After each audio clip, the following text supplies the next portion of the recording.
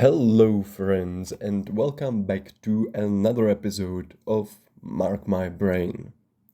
Today's episode will be all about fear and how to deal with fear.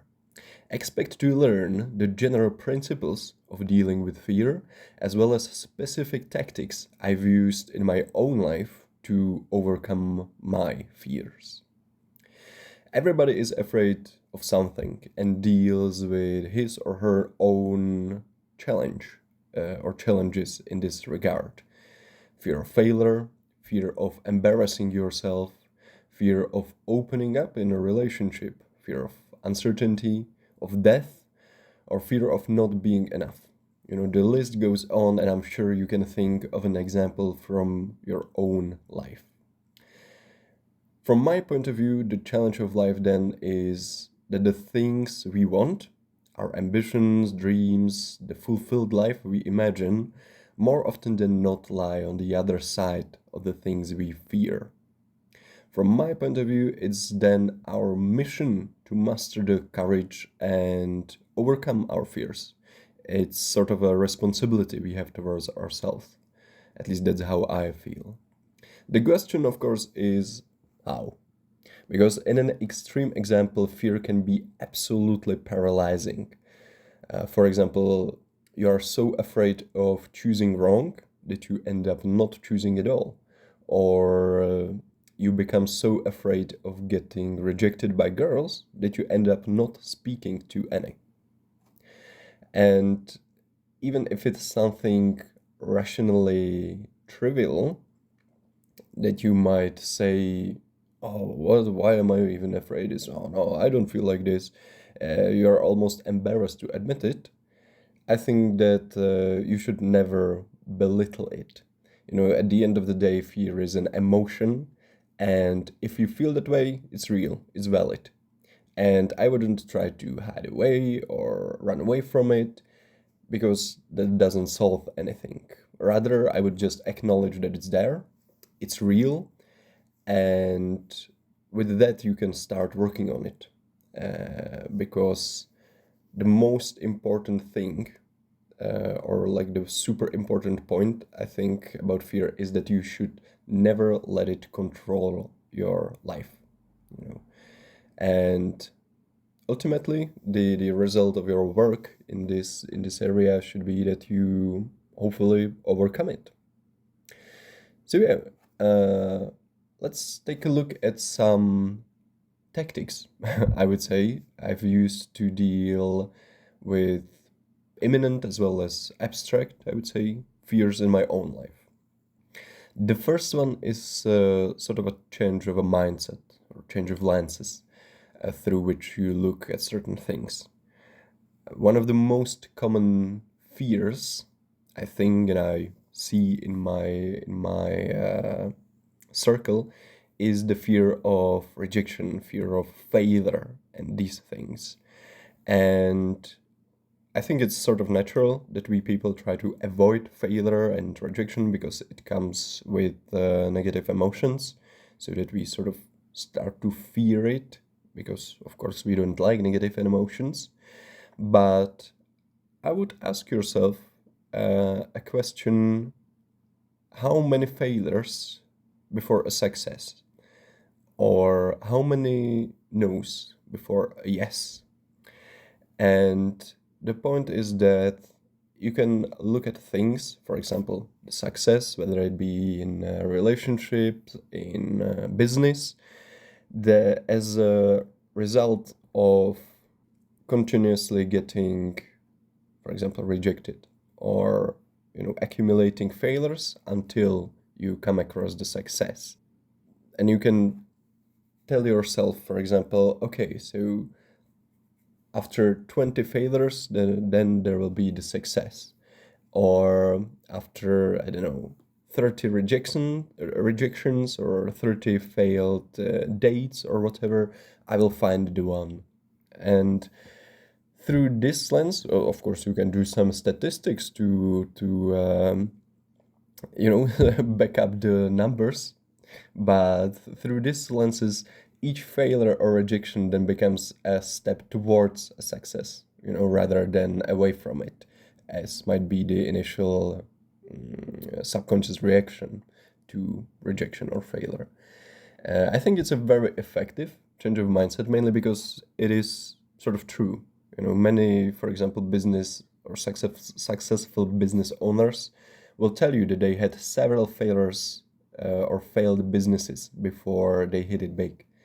These failures allow you to learn hands-on, which is often invaluable, next to the point of being sort of a stepping stone towards the right direction.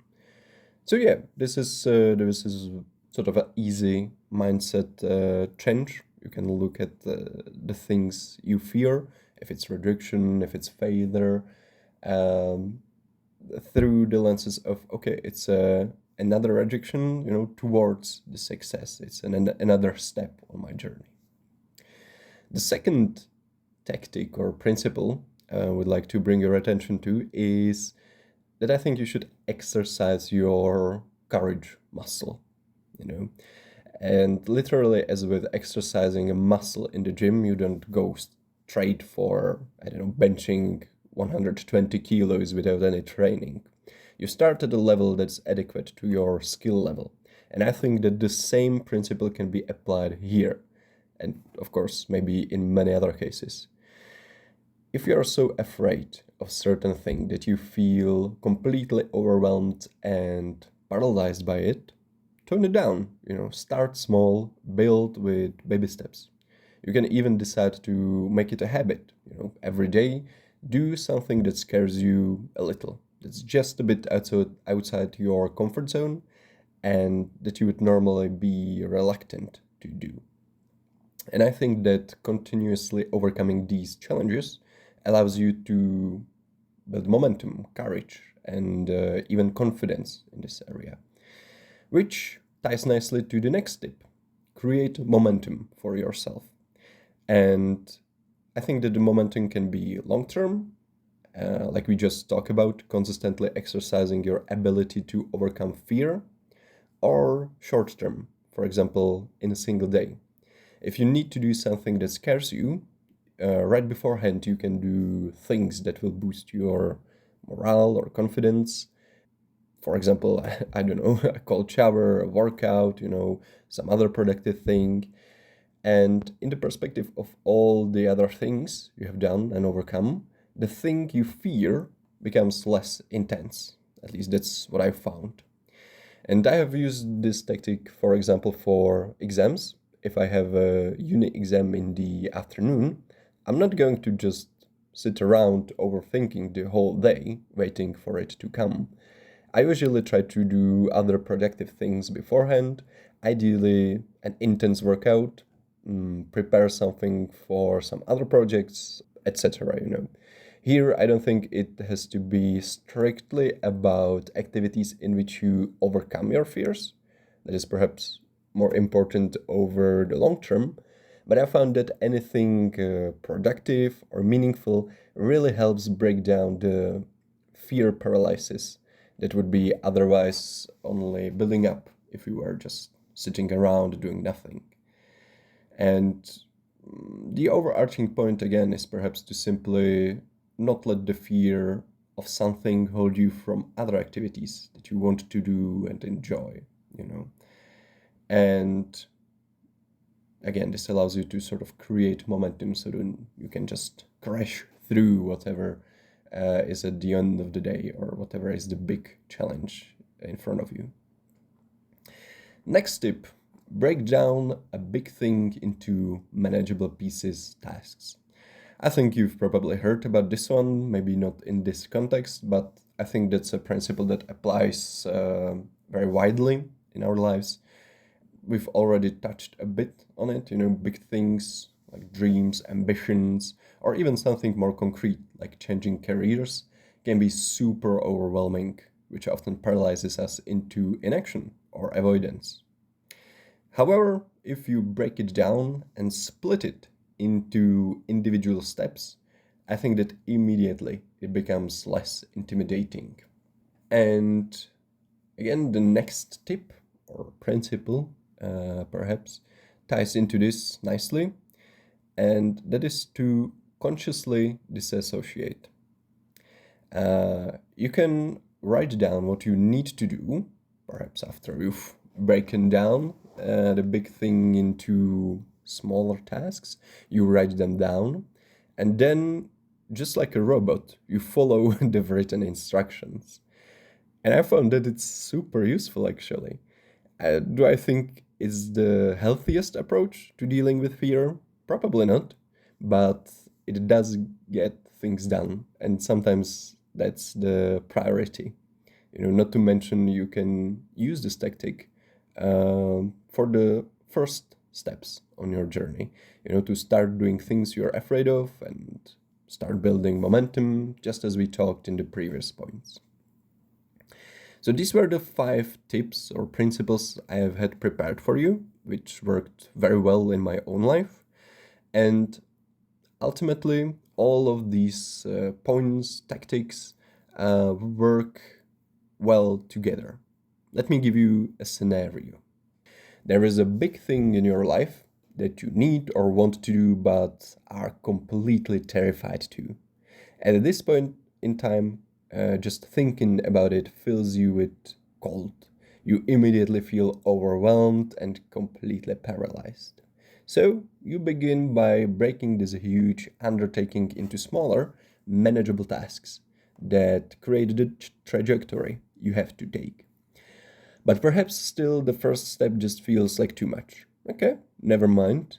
You make overcoming fear a habit that you practice regularly in other areas of your life. With that, you start building momentum and confidence. And if you sometimes get, again, overwhelmed by something, you write it down very specifically what you need to do and then just blindly follow this to-do list. It's easier than to face the tasks completely on your own. Now at least you have a tool, a walking stick you can use for support. You continue building towards your ultimate goal, and as you remain on the path, you find yourself to be braver and less weighed down by things that previously scared and overwhelmed you. You almost welcome rejections and failures that you encounter along the way, because now you view them simply as stepping stones, not something you should try to avoid. You continue building momentum, and when you come face to face with your final task, the thing you feared so much, you might still be afraid, terrified even, but you will find that your courage is greater, and with the help of the tools you've built along the way, you are able to overcome this challenge. How cool does that sound, right? A point I want to reiterate is that it's extremely important to not let the fear, any fear, control you and your life. You acknowledge it, and then through exposure and action, challenge it and hopefully overcome it. That's, in my opinion, the best way to deal with fear. And with that, I think this episode has come to an end. I hope that I've given you some useful tips and tricks to dealing with fear. Perhaps I've even inspired you. And for your own life, I wish you good luck with any dealings and challenges you have. And I wish you courage. I think there's more in it in you than you know. So, yeah, hear you next time. Bye.